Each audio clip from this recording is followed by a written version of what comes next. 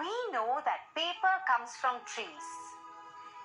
As a kid, I always wondered how something as hard as a tree could be turned into something as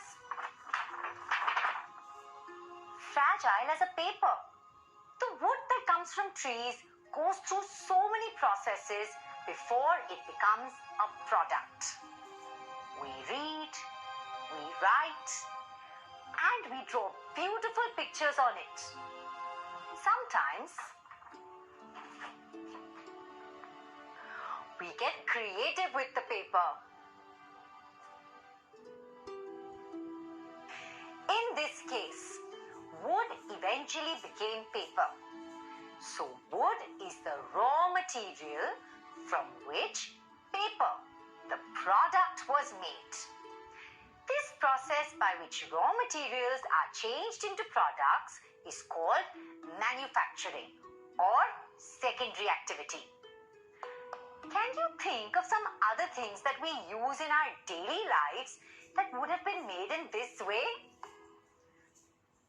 Clothes from cotton, shoes from leather, utensils from steel. The factories that make these products have machines, tools, and people to help turn raw materials into finished products. The goods are then sold in the market and purchased by people. Any economic activity related to the production of goods, extraction of minerals, or provision of services is referred to as an industry.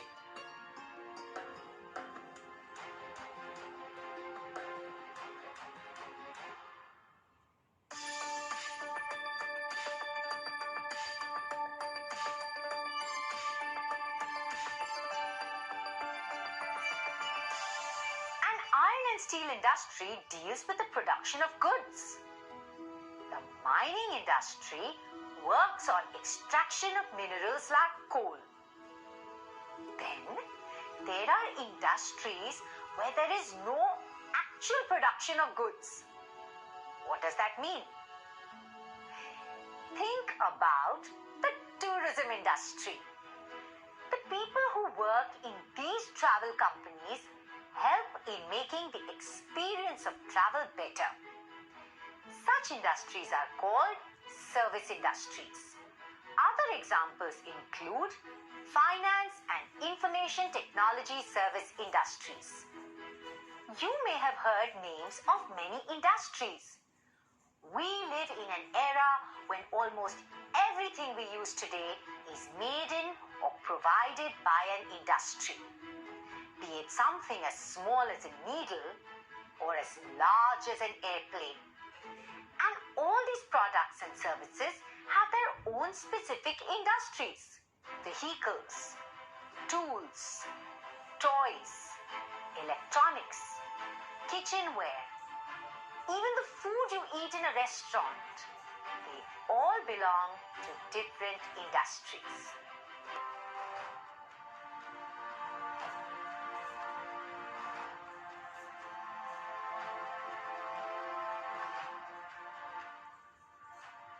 The process by which raw materials are changed into products is called manufacturing or secondary activity. Any economic activity related to the production of goods, extraction of minerals, or provision of services is referred to as an industry.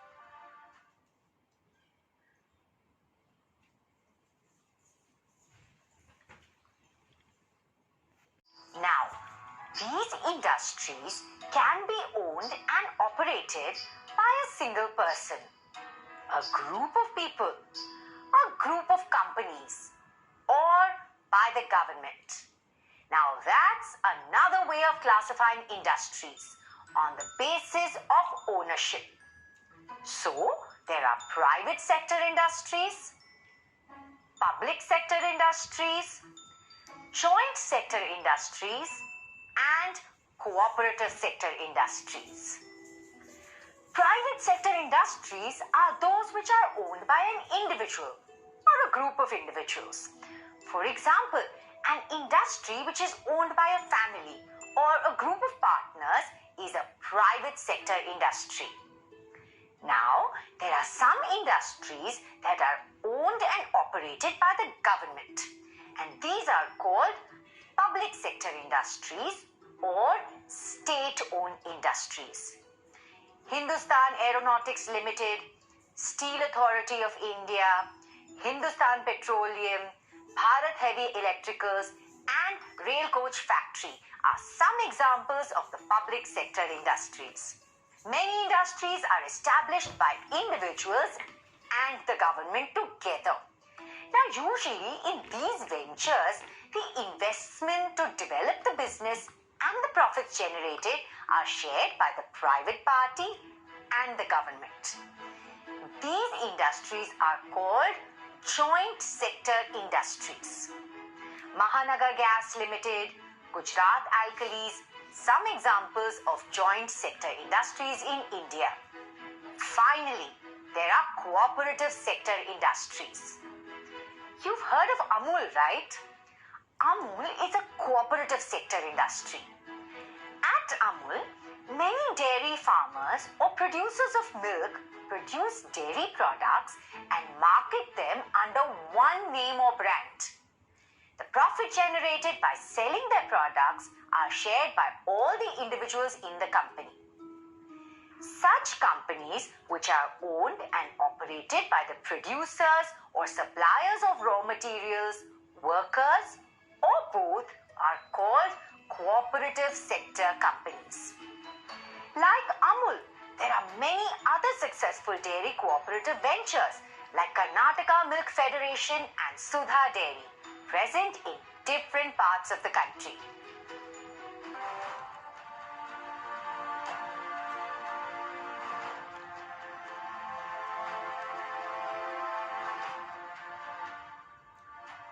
Industries can be classified on the basis of what raw material they use, their size and scale, and ownership.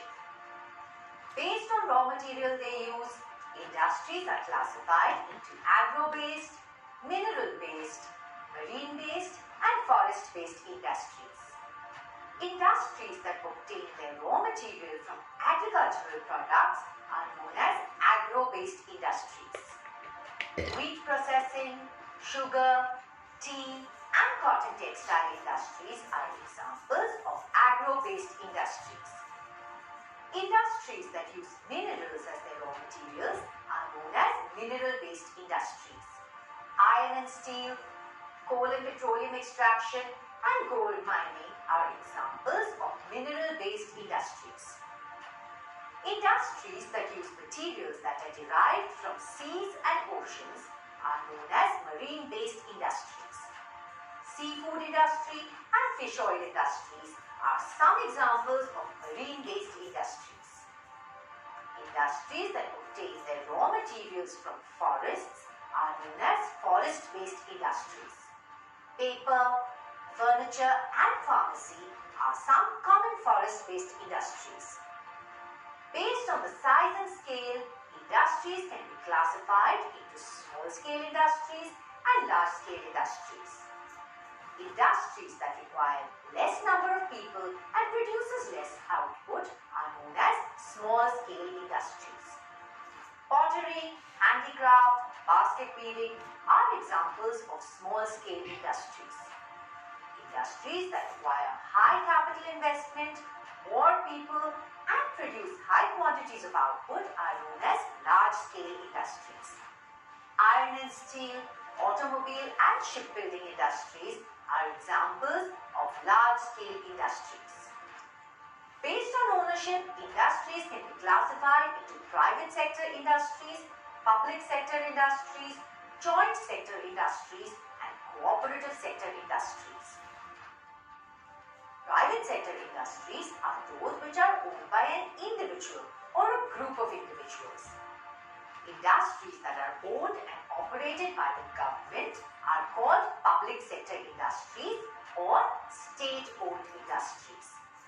Industries that are established and owned by the government and individuals together are known as joint sector industries.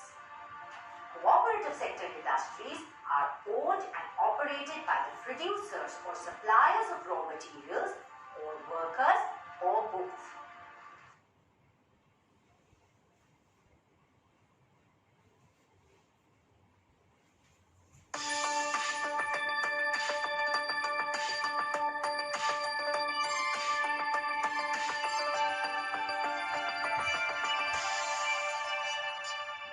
Input, process, output. No, you haven't suddenly switched to a computer class. You can think of this as a universal system for any activity in the world. In an industrial system, there are inputs, processes, and outputs. Inputs are like the ingredients for the recipe of a dish.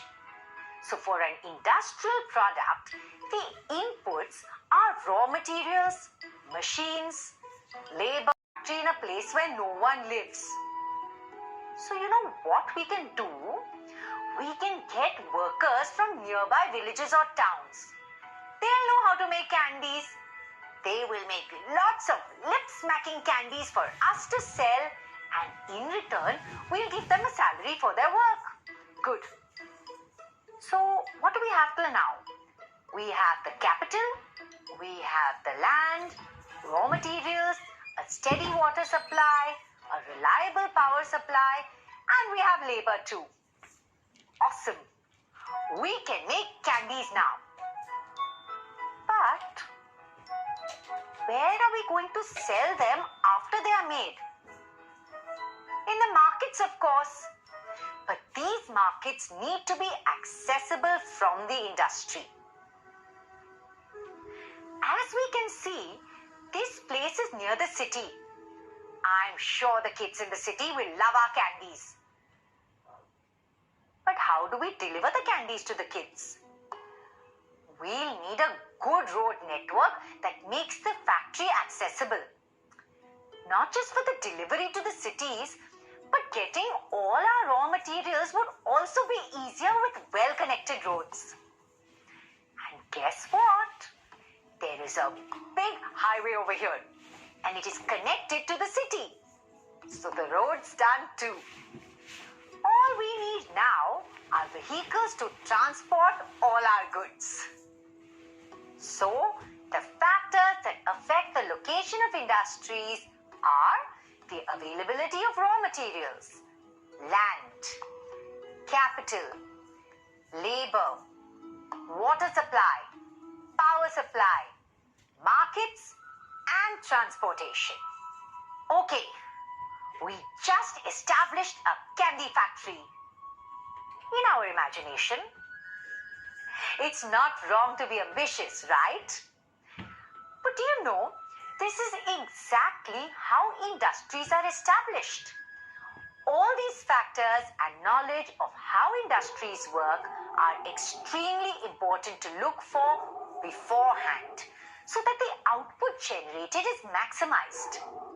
This results in good revenue, and the risks for loss is minimized.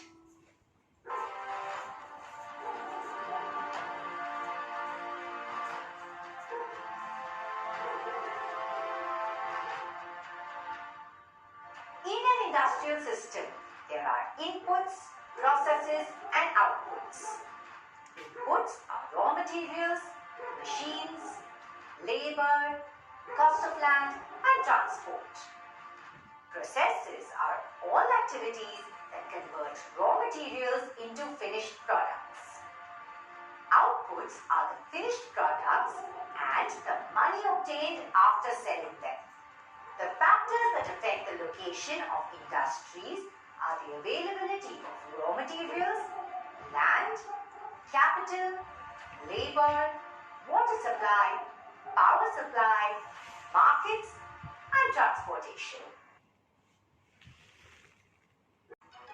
Now, once these inputs are obtained, they go through a wide range of processes. Using these processes, the raw materials are converted into finished products. And finally, the output.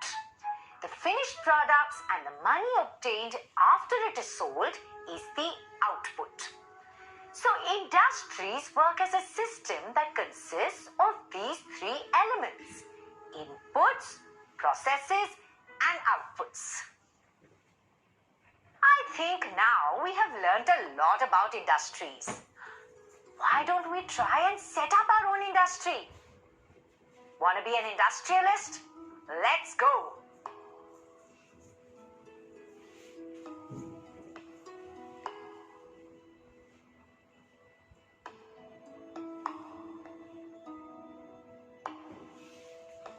I'm already imagining a big factory here with lots of machines and workers.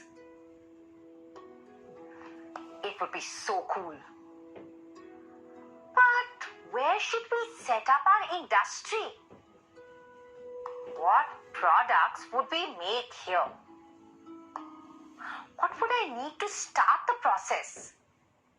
For that, I have noted down all that I need to consider before setting up an industry. Let's check. So, first things first. Money or capital. Any industry will require capital to buy land, machinery, and pay the employees. I would need to buy this land, buy construction material, and lots of equipment too. For that, I might need a lot of money or capital. But fortunately, we're just imagining this place, so we can imagine money too. So we have money. Check. Now, I would need to look at what the raw material is going to be at this factory. Supposing I want to set up let's say a candy factory. What raw materials would we need for that? Just sugar and some flavors, right? Thankfully for me, I have this handy map of the region here. According to it, there are quite a few sugar mills nearby. Cool, we can get sugar from there. Although I was thinking, why are there so many sugar mills around here? Oh, that's why. See, there's a lot of sugarcane farming going on near this place. Easy access for sugar mills. It would probably be a nightmare to carry the heavy stacks of sugarcane to faraway places. That's why industries are set up in regions where raw materials are easily available. For example, we can observe that iron and steel industries are set up near regions where iron ore is in abundance. And the same goes true for almost all industries. All right, back to the factory setup. So, we have the land, the money, and the raw materials. Can we set up the industry now? Let's check what else we need. Of course, I can't believe I almost forgot this. Water. It is obviously needed for numerous purposes all over the factory. We definitely need a good steady supply of water. Let's see. Oh yes, there's a river nearby. And it looks like the other factories also get their water from this river. Our land for the factory looks a little too far from the river. I guess it would be better if we move a little down here so that we can conveniently get both water and raw materials. So water, check. Next, power supply. Where would you get the electricity to run all the machines without a power supply? Ah, there. I can see electric poles all over this region. I don't think electricity would be a problem here. That was quite a clear list of necessities. But are they enough? Well, I need labor to operate the machinery and run the entire factory. In fact, All industries require laborers to operate machines, transport goods, and for other tasks.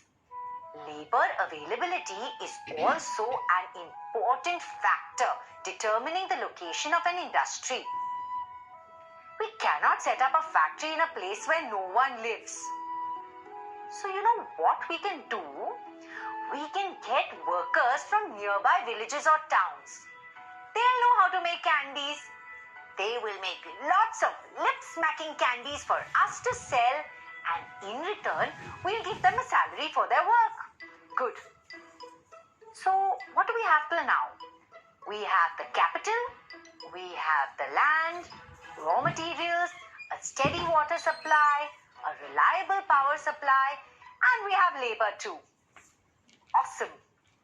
We can make candies now.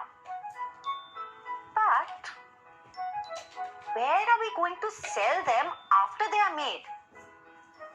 In the markets, of course. But these markets need to be accessible from the industry. As we can see, this place is near the city. I'm sure the kids in the city will love our candies.